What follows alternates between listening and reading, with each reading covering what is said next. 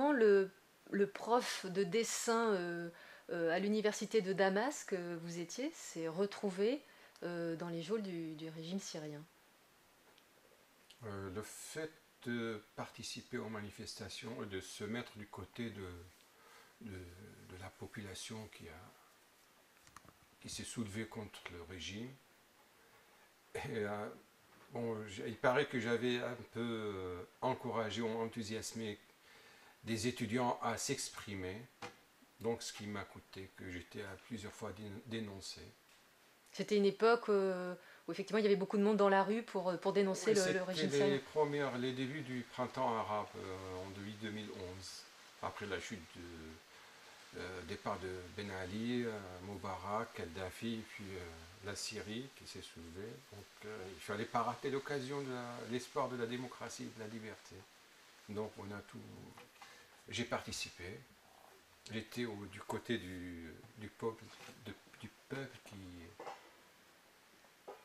qui voulait sa liberté d'expression après 50 ans d'état d'urgence déclaré par le parti Baas depuis 1961. Une famille qui tient le pouvoir depuis 40 ans. Le père d'Assad, Bachar, il a pris le pouvoir en 70, il est mort en 2000, c'est son fils qui l'a succédé, comme avec toutes les autorités qu'il a. Et donc vous êtes retrouvé deux fois, c'est ça? Emprisonné dans les geôles? Oui, en fait, j'étais recherché depuis juin 2011.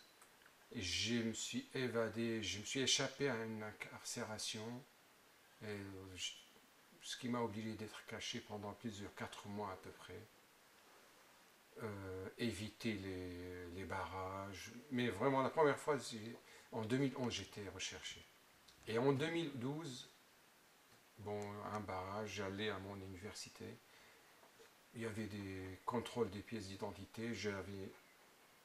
Il y avait une liste et mon prénom, il était là-dedans. Vous étiez sur une liste quoi d'opposants du régime, c'est ça? Voilà, ils ont plusieurs listes. Ils arrêtent les bus, contrôlent des pièces d'identité, puis conduit à plusieurs centres d'abord, le centre militaire, puis centre des renseignements généraux. À la fin de la journée, j'étais dans le 227 avec 3200 personnes à peu près.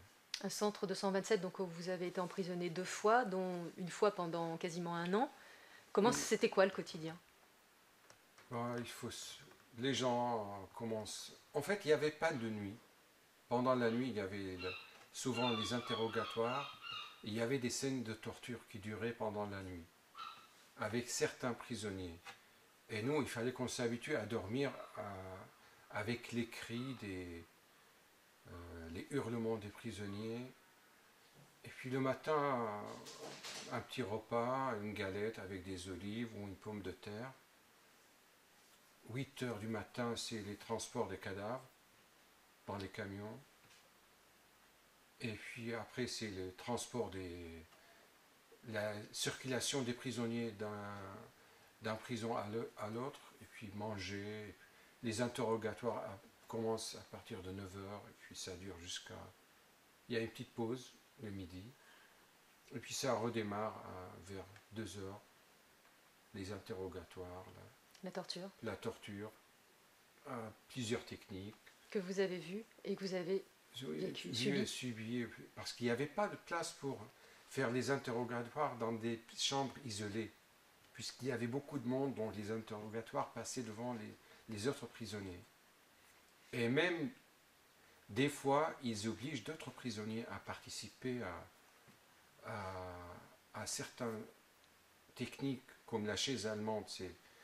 Souvent, il y avait des autres prisonniers qui tenaient la chaise ou qui attachaient un prisonnier, parce que les geôliers, ils ne voulaient pas toucher les prisonniers. On était trop sales et trop malades. Et ils avaient peur qu'on les contamine avec la gale, les abcès. Des geôliers qui étaient des militaires. Oui, des militaires et puis des fonctionnaires du renseignement général. Et vous avez vu des camarades autour de vous Ouais, c'était mourir. quotidien, ouais, quotidiennement. La première fois, le nombre que j'ai vues sur les victimes que j'ai transportées parce que j'étais réquisitionné avec d'autres. Et les cadavres, ils étaient marqués, les chiffres des cadavres, avec un feutre. Je me rappelle un chiffre, c'était 5535. Au bout de 60 jours, c'était 5874.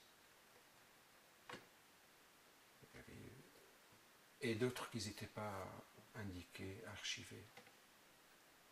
Ah, vous êtes un miraculé, comment vous êtes sorti de cet enfer? Mes parents, ils ont investi, ils ont fait une entreprise entre mes frères, ma famille, ramasser l'argent. Et ma femme, c'est ma femme qui a tout fait pour trouver les moyens de me sortir. Elle a négocié avec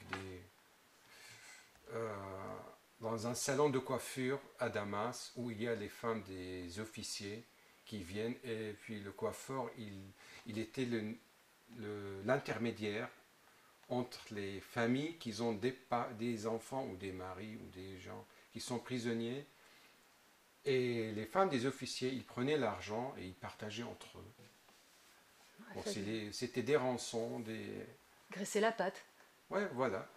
Donc ma femme, elle a pu trouver ce moyen, elle a payé une somme d'argent pour me transférer, pour me libérer en fait. Mais c'était un arnaque, ils m'ont transféré dans une autre personne, dans une autre prison. Ben, ça a pris pendant 10 mois le temps que j'étais libéré, la dernière somme. Et puis il fallait payer une grande somme aussi pour sortir de la frontière jusqu'au Liban. Oui, parce qu'après la prison...